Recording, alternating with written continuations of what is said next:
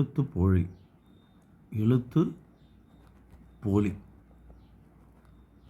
அதாவது ஒரு எழுத்தினுடைய ஒலி போல மற்ற எழுத்துக்களை கூட்டி ஒலித்தால் அதுதான் போலி என நம்ம சொல்கிறோம்.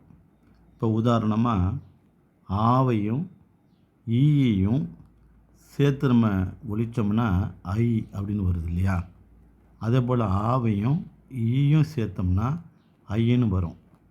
அதே போல் ஆவையும் ஊவும் சேர்த்தோம்னா ஔ அப்படின்னு வரும். அதுபோல் ஆவையும் இவ்வையும் சேர்த்தோம்னா ஔ அப்படின்னு வரும். அப்போ இந்த எழுத்துடைய ஒலி போல் 2 எழுத்துக்களை கூட்டி ஒலித்தாலும் அந்த ஒலி வருது இல்லைங்களா? அதுதான் எழுத்து போலின்னு பேர். இந்த எழுத்துக்கான போலி இது ரெண்டும்.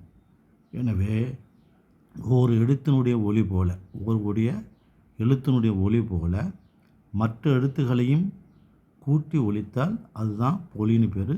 இது எழுத்து போலின்னு பேர். நன்றி.